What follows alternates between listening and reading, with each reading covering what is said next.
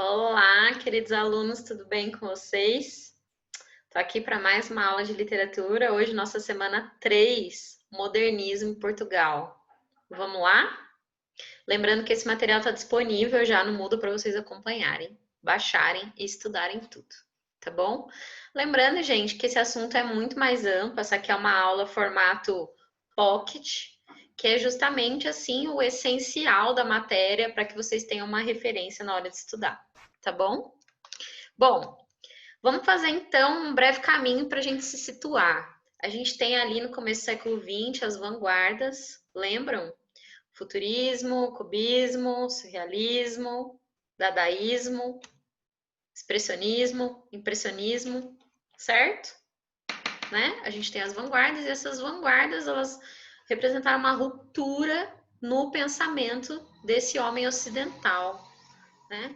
E aí a gente viu que influenciados por essas vanguardas, a gente teve uns malucos aí no Brasil, Oswald de Andrade, Mário de Andrade, Anita Malfatti, Tarsila Amaral, criando ali uma semana de arte moderna, revolucionando as artes.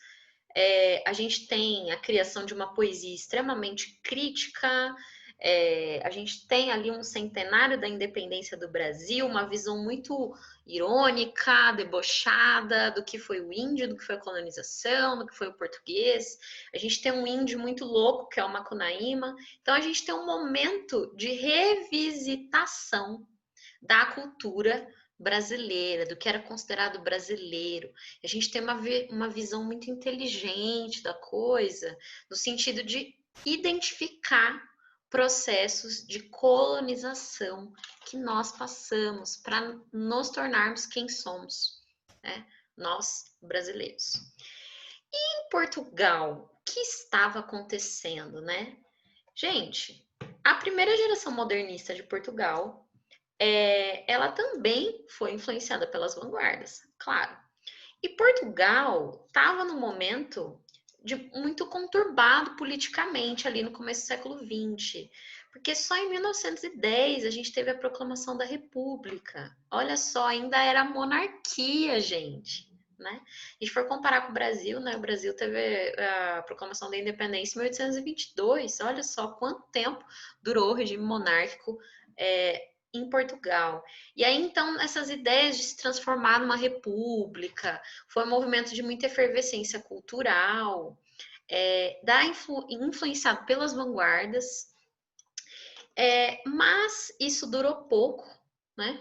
Porque, infelizmente, nossa, um bicho, gente. Portugal entrou para a Primeira Guerra Mundial para lutar contra a Alemanha, para defender suas colônias, né? Ultramarítimas ali. Então, Portugal acaba entrando na Primeira Guerra, né? Gente, uma coisa muito pontual para a gente entender todo o trabalho do Fernando Pessoa, que é esse poeta que a gente vai conhecer hoje, é a história de Portugal. Portugal teve uma ascensão muito grande no século XVI com as colonizações, com as grandes navegações, né? Então, Portugal teve aquele auge, né? As colônias na África, aquela coisa dos Lusíadas, né? A consagração de um grande império português, né? A coroa portuguesa e tal. E depois disso, Portugal só foi caindo, sabe? Portugal teve um declínio. E todo projeto literário do Fernando Pessoa vai ter como objetivo exaltar Portugal, tentar trazer Portugal de volta para a cena, porque Portugal estava ali afundando. Como é esse movimento da primeira geração modernista, né? A gente percebe uma tentativa de voltar Portugal para aquela ideia de grandeza dentro da Europa, tá? E aí, então, em 1915, o Fernando Pessoa e o Mário de Sá Carneiro, grandes amigos, né? Junto com Ronald Carvalho, por exemplo, que vai fazer a ponte de Brasil-Portugal. Vejam só que a capa da revista Orfeu, que eles lançaram em 1915, está escrito Portugal e Brasil. Eles decidiram lançar, porque naquela época, gente, não tinha internet, né? Então, tinha o quê? As revistas literárias. E aí, então, nas revistas literárias, deixa eu só fechar aqui, gente, porque o meu Skype vai começar a puluar aqui com as pessoas, tipo, falando um monte de coisa. Bom, desculpa. E aí, gente, a revista Orfeu, ela vai ser publicada em 1915, como eu falei para vocês. Naquela época, quando se queriam começar um movimento literário, era por meio das revistas. Eu coloquei para vocês um PDF na aula com uma revista Orfeu, o primeiro volume. Ela só teve 2 volumes, né? Um em 1915 e outro em 1916.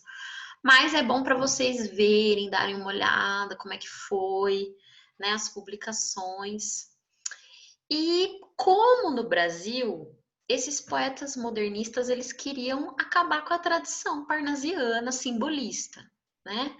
Então aqui eles queriam escandalizar o burguês, então aquela crítica a quem tem os meios de produção, que a gente já viu que é um movimento muito contraditório, né? Porque eles mesmos são da elite, esses escritores, e eles mesmos vão criticar esses processos, né? Enfim, faz parte. E essa maneira de como que era feita a arte antes, daquela maneira certinha, simétrica, sagrada, né? Sacralizada. E vai acontecer uma dessacralização. A mesma ideia que a gente tem no Brasil. Então, aqui, escandalizar o burguês e o provincialismo das tradições, aqui, gente, ficou faltando um T, neorromânticas e neossimbolistas. Só que, isso não foi possível. Por quê? Porque a poesia do Fernando Pessoa e desses outros modernistas dessa revista tinha ainda um tom muito místico e muito esotérico e muito simbolista. Então, aí eles tinham a ideia, né, da crítica, da dessacralização, da ruptura. Só que eles não conseguiram pôr isso na prática. Porque os poemas, né, a escrita deles continuava ainda com esse tom melancólico, sonhador, né? Esse saudosista, que são essas características do simbolismo, que era a escola que eles pensavam querer progredir. Mas é claro que a gente tem sim, a gente tem elementos que deram certo. E aí eu começo mostrando para vocês, eu começo mostrando para vocês uma poesia do Álvaro de Campos, que a gente vai ver que é um dos heterônimos do Fernando Pessoa. Calma, que eu vou explicar o que é isso, calma, né? E ele publica aqui em 1915 na revista Orfeu essa Ode Triunfal. Gente, vejam a Ode Triunfal, lembrando que é um pedaço, né, gente? Que tem ela inteira, mas é um pedaço. Vou ler para vocês. A dolorosa luz das grandes lâmpadas elétricas da fábrica, tenho febre e escrevo. Escrevo rangendo os dentes, fera para a beleza disto. Para a beleza disto totalmente desconhecida dos antigos. Ó rodas, ó engrenagens, rrr, eterno. Forte espasmo retido dos maquinismos em fúria fora e dentro de mim. Por todos os meus nervos dissecados fora, por todas as papilas fora de tudo com que eu sinto, tenho os lábios secos, ó grandes ruídos modernos, de vos ouvir demasiadamente de perto, e arde minha cabeça de vos querer cantar com o excesso, de expressão de todas as minhas sensações, com o excesso contemporâneo de vós, ó máquinas. Gente, o que parece essa ode triunfal? Lembrando que ode significa poesia, poema lírico, né? É de origem grego. Ode, poema lírico. O que que significa? O que que lembra esse poema, né? Vamos ver se vocês estão com o conteúdo fresco na cabeça. Lembra muito o Manifesto Futurista, que o Marinetti escreveu em 1909, né? Queremos cantar o amor ao perigo, o hábito da energia e da temeridade, a coragem, a audácia, a revolta, são os elementos essenciais da nossa poesia. Nós queremos exaltar o movimento agressivo, a insônia febril, a corrida, o sonho mortal, o soco e o tapa. Declaramos que o esplendor do mundo se enriqueceu de uma nova beleza, a beleza da velocidade. É o que diz para nós o Filippo Tommaso Marinetti, que acabou se tornando fascista, né, gente? Né? A verdade seja dita aqui. Depois o Mussolini vai se basear no futurismo. Lembrem-se que tem uma parte do manifesto que ele fala que a guerra é a única higiene do mundo. Absurdo! Mas tudo bem, foi o começo do século, hoje a gente já pensa diferente, só passaram 100 anos, tá? Né? Então, vejam só como o Álvaro de Campos ele já traz essa coisa do furor, né, assim, do furor da máquina, do barulho da engrenagem, daquela coisa febril, da insônia, daquela, gente, é um sentimento e a gente vai ver isso na maior parte da obra do Álvaro de Campos. É um sentimento de êxtase de ver a máquina. Vocês veem aqui, ó rodas, ó engrenagens, eterno, forte espasmo retido dos maquinismos em fúria, né? E ao mesmo tempo é uma coisa assim meio que, nossa, que louco que é isso, mas ao mesmo tempo é muito angustiante.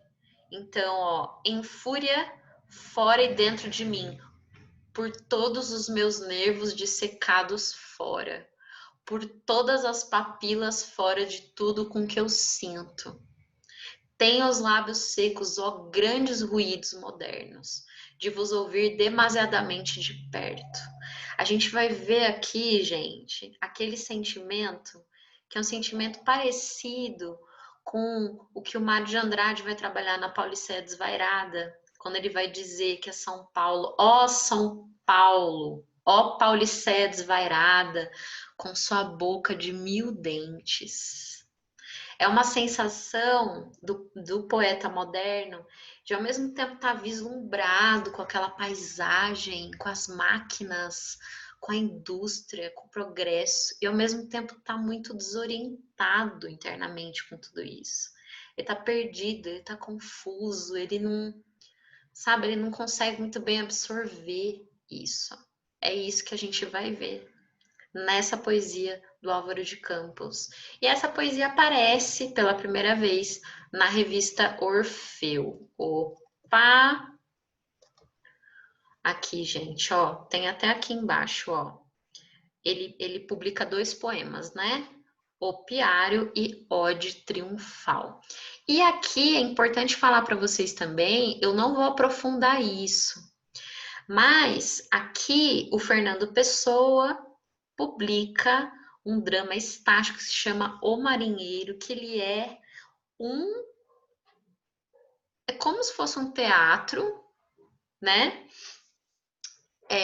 Tanto que ele chama de drama estático, que é como se fosse uma cena, um ato, onde acontecem várias coisas ali, ele tem a forma poética, e o Marinheiro, ele vai cair na Unicamp no vestibular de 2021.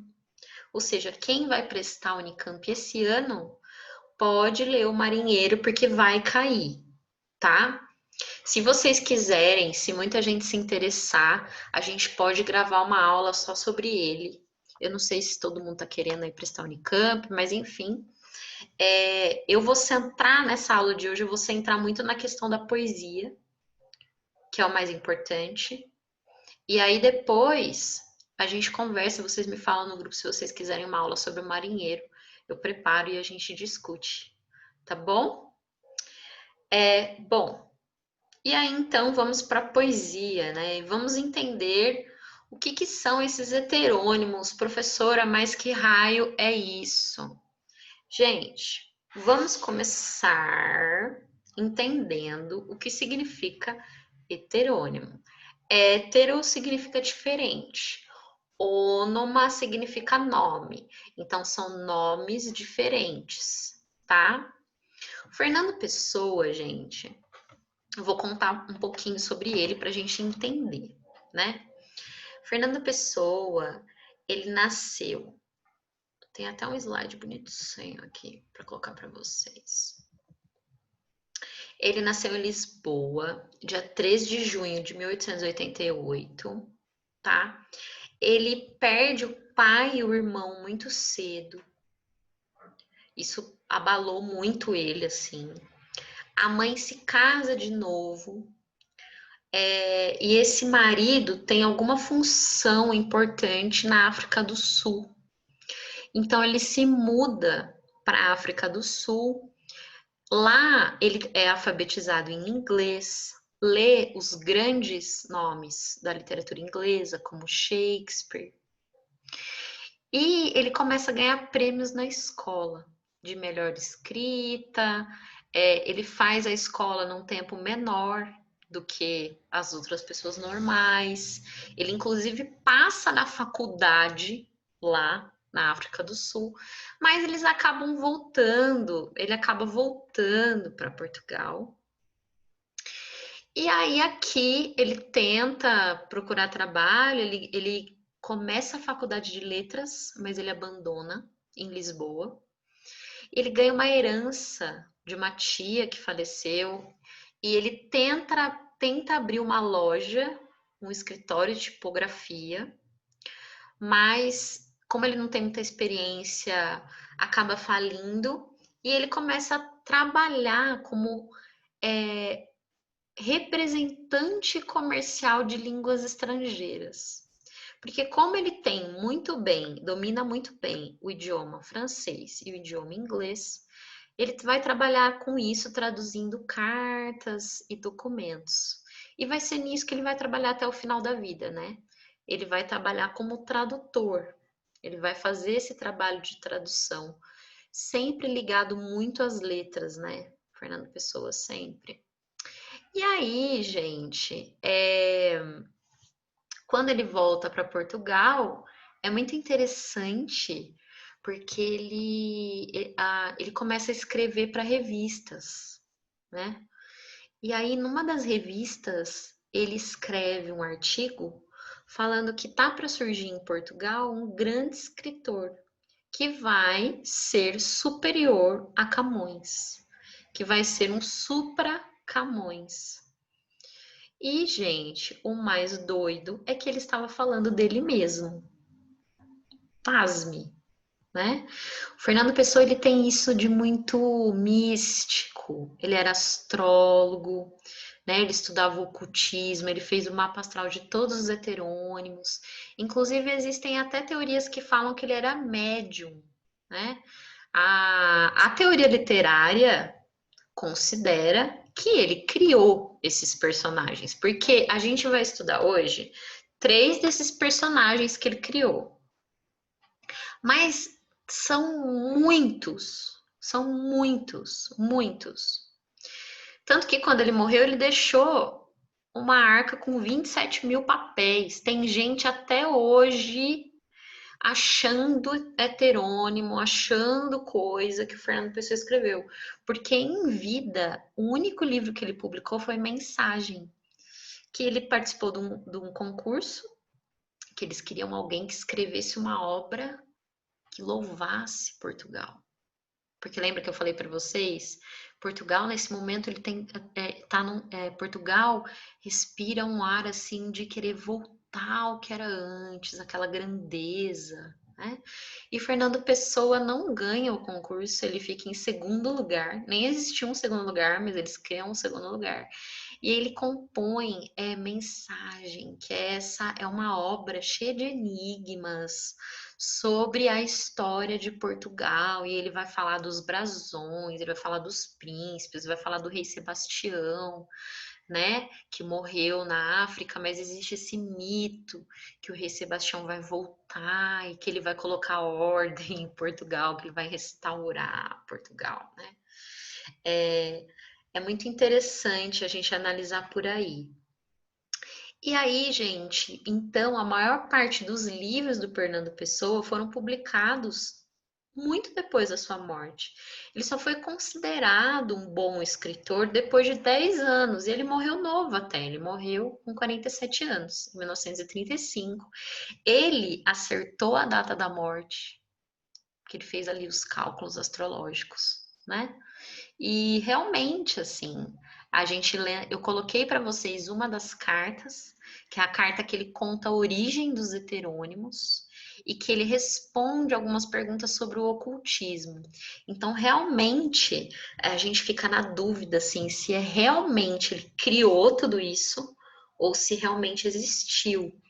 Porque a gente vai ver que o Alberto Caeiro, ele tem uma personalidade, ele tem uma data de nascimento, ele tem um mapa astral, ele tem uma determinada linguagem.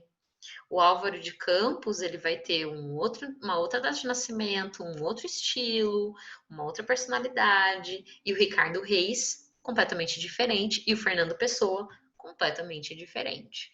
Então a gente está aqui diante de um fenômeno, né? Que tem alguns críticos que vão ler como um fenômeno da própria multiplicação do eu. Pensando nisso que eu já tinha falado para vocês do homem moderno, que o homem moderno ele passa por uma crise muito grande, porque lembra que a ciência explicava tudo no século XIX e agora tem guerra. A máquina, o avião que foi construído para diminuir as distâncias entre as fronteiras, agora o avião joga bomba. Como assim? Né? Então, algumas teorias mostram isso, que ele criou esses vários personagens justamente porque esse homem moderno ele teve que se multiplicar. É um fenômeno de multiplicação. E tem outras teorias que mostram, né, que não, que é um fenômeno curioso aí. Bom, e tem muito para ser estudado ainda sobre Fernando Pessoa, e eu recomendo a vocês que eu deixei os PDFs dos 3 heterônimos aqui. Queria muito que vocês escolhessem o momento do dia de vocês, que vocês sentassem numa cadeira, um sofá, um cantinho e que vocês tivessem essa experiência de ler esses poemas, que são maravilhosos, tá? Bom, então, gente, eu vou terminar aqui minha primeira parte da aula. A gente vai ter, então, esses 3 heterônimos. A gente vai ter o Alberto Caeiro, o Ricardo Reis e o Álvaro de Campos. Lembrando que tem muitos outros, por exemplo, a gente tem o Bernardo Soares, que foi descoberto depois da morte do Fernando Pessoa, que ele escreveu o livro do Desassossego, que é muito famoso. Tem outros também, tá? Mas esses são os 3 principais, assim, que a gente tem. E qual que é a diferença entre heterônimo, pseudônimo e onômino, né? É até diferente de falar, né? Gente, hétero quer dizer diferente, então é um nome diferente, é um personagem diferente, é uma outra pessoa. Pseudônimo vem de pseudo, que é falso. Então, por exemplo, se eu quisesse inventar uma escritora com meu nome, escrever alguma coisa, colocar um nome falso, eu colocaria, sei lá, tipo, Marcela Novaes, né? E assinar. Um nome falso, não é meu nome. Não é meu nome, é um nome falso que eu invento para me esconder atrás dele, certo? E o no. Nossa, gente, precisa até ver aqui, porque até eu me cafundo. Onômino, né? O que que é o onômino? Nossa, até me perdi aqui nos slides, que é tantos slides. Onômino é quando eu mesmo, no caso o Fernando Pessoa, sou o autor da minha obra. Então, quando a gente vê os poemas do Fernando Pessoa, ele mesmo, a gente está falando do onômino. Tudo bem? Então, heterônimo é sempre alguém diferente de mim, é um outro, é um nome de um outro. Pseudônimo é um nome falso. E onômino é eu mesma. Por exemplo, vamos lá. Meu pseudônimo, que eu falei que era Marcela Novaes. Meu onômino, qual que vai ser? Bianca Ferreira, que é o meu nome real. Tá bom? No caso aí, os heterônimos do Fernando Pessoa são Alberto Caeiro, Ricardo Reis, Álvaro de Campos. O onômino é Fernando Pessoa e ele não tem um pseudônimo, ele não assume nenhum nome falso para esconder sua verdadeira identidade.